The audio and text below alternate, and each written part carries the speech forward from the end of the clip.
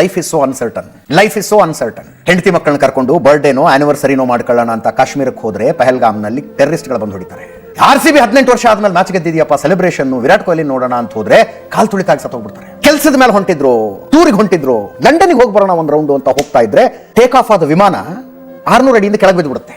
ಅಲ್ಲಿದ್ದ ಮಕ್ಕಳು ಕಷ್ಟಪಟ್ಟು ಓದಿ PUC ಮಾಡಿ ರ್ಯಾಂಕ್ ತಗೊಂಡು ಅದು ಮಾಡಿ ಇದು ಮಾಡಿ ಡಾಕ್ಟರ್ ಆಗಬೇಕು ಅನ್ನೋ ಕನಸಿನಲ್ಲಿ ಮೆಡಿಕಲ್ ಕಾಲೇಜಿಗೆ ಜಾಯ್ನ್ ಆಗಿ ಮಧ್ಯಾಹ್ನ ಊಟಕ್ಕೆ ಅಂತ ಕೂತ್ಕೊಂಡಿದ್ರೆ ತಲೆ ಮೇಲೆ ವಿಮಾನ ಬೀಳುತ್ತೆ ಅಂದ್ರೆ ಇನ್ನೇನ್ರಿ ಇದು? ತಲೆ ಮೇಲೆ ವಿಮಾನ ಬಂದು ಬಿದ್ದು ಸತ್ತೋಗ್ಬೇಕಾದ ಪರಿಸ್ಥಿತಿ ಅಂದ್ರೆ ಲೈಫ್ ಇಸ್ ಸೋ ಅನ್ಸರ್ಟನ್. ಪ್ರತಿಯೊಂದು ವಿಮಾನಕ್ಕೂ ಟೇಕ್ ಆಫ್ ಆಗೋದಕ್ಕೆ ಇಷ್ಟು ವೇಗವನ್ನ ಆ ವಿಮಾನ ರೀಚ್ ಆಗಬೇಕು ಅಂತ ಒಂದಿರುತ್ತೆ, ಮತ್ತು ಇಷ್ಟು ಉದ್ದ ರನ್ವೇನಲ್ಲಿ ಸಾಗಬೇಕು ಅಂತ ಒಂದಿರುತ್ತೆ, ಇಷ್ಟು ಉದ್ದ ಸಾಗಬೇಕು ಅಂತ. ಕೆಲವು ಸಲ ವಿಮಾನ ನಿಲ್ದಾಣದಲ್ಲಿ ಟ್ರಾಫಿಕ್ ತುಂಬಾ ಜಾಸ್ತಿ ಇದ್ದಾಗ, ಹಂಗೆ ಟ್ರಾಫಿಕ್ ತುಂಬಾ ಇದ್ದಾಗ ATC ಇಂದ ಹೇಳ್ತಾರಂತೆ ಇಂಟರ್ಸೆಕ್ಷನ್ ನಲ್ಲಿ ಟೇಕ್ ಆಫ್ ಮಾಡಿ ಬಿಡಬಹುದು ಅಂತ ಹೇಳ್ತಾರಂತೆ. ಮಾಡಿ ಅದು ಹೇಳೋದಲ್ಲ, ಮನವಿ ATC ಇಂದ, ನೀವಿಲ್ಲ ಶಾರ್ಟ್ಕಟ್ ಅಲ್ಲಿ ಹೋಗ್ಬಿಡಿ, ಇನ್ನೊಂದು ವಿಮಾನ ಟೇಕ್ ಆಫ್ ಸ್ವಲ್ಪ ಟೈಮ್ ಸೇವ್ ಆಗುತ್ತೆ ಅಂತ. ಅಂತ ಮನವಿ ATC ಇಂದ ಬಂದಾಗ ಇಂಟರ್ಸೆಕ್ಷನ್ ನಲ್ಲಿ ಟೇಕ್ ಆಫ್ ಮಾಡಬೇಕೋ ಮಾಡಬಾರದು ಅನ್ನೋದು it is the prerogative of the ಪೈಲಟಿನ ಅಂತಿಮ ನಿರ್ಧಾರ ಅದು.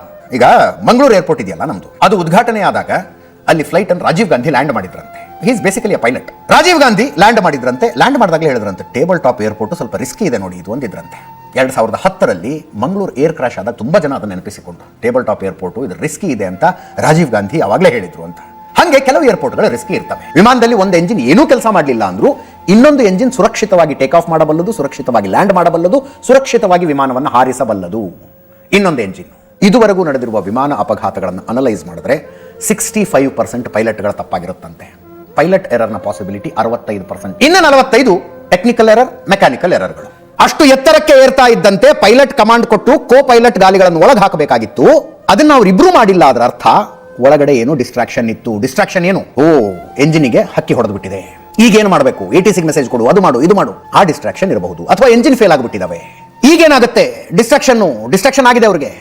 ಆ ಕಾರಣಕ್ಕಾಗಿ ಬಹುಶಃ ಗಾಲಿಗಳನ್ನು ಅವ್ರು ಒಳಗೆ ಹಾಕಿರ್ಲಿಕ್ಕಿಲ್ಲ ಅಂತ ಅದೊಂದು ಅಬ್ಸರ್ವೇಷನ್ ಆಗುತ್ತೆ. ಅಥವಾ ಅಯ್ಯೋ ನಾವು ಸರಿಯಾದ ಸ್ಪೀಡಿಗೆ ರೀಚ್ ಆಗದೇನೆ ಟೇಕ್ ಆಫ್ ಮಾಡಿಬಿಟ್ಟಿದೀವಿ, ಎಂಜಿನ್ಗೆ ಶಕ್ತಿ ಸಾಲ್ತಾ ಇಲ್ಲ, ಸಾಕಾಗ್ತಿಲ್ಲ ಶಕ್ತಿ, ಅಂಥ ಪರಿಸ್ಥಿತಿಯಲ್ಲಿ ಡಿಸ್ಟ್ರಾಕ್ಷನ್ ಆಗಿರಬಹುದು. ಆ ಕಾರಣಕ್ಕೆ ಗಾಲಿಗಳನ್ನು ಒಳಗೆ ತೆಗೆದುಕೊಂಡಿರಲಿಕ್ಕಿಲ್ಲ. ಒಳಗೇನೋ ಡಿಸ್ಟ್ರಾಕ್ಷನ್ ಆಗಿದೆ ಪೈಲಟ್ಗಳಿಗೆ. ಅದು ಅಂತಿಮವಾಗಿ ಈ ಅಪಘಾತಕ್ಕೆ ಕಾರಣ ಆಗಿದೆ ಅಂತ. ವಿಮಾನದಲ್ಲಿ ಒಂದು ಬ್ಲಾಕ್ ಬಾಕ್ಸ್ ಇರುತ್ತೆ, ನಾವೆಲ್ಲ ಕೇಳಿರ್ತೀವಿ ಅದನ್ನ. ವಿಮಾನಕ್ಕೆ ಏನೇ ಆದ್ರೂ ಆ ಬ್ಲಾಕ್ ಬಾಕ್ಸ್ಗೆ ಏನೂ ಆಗೋದಿಲ್ಲಂತೆ.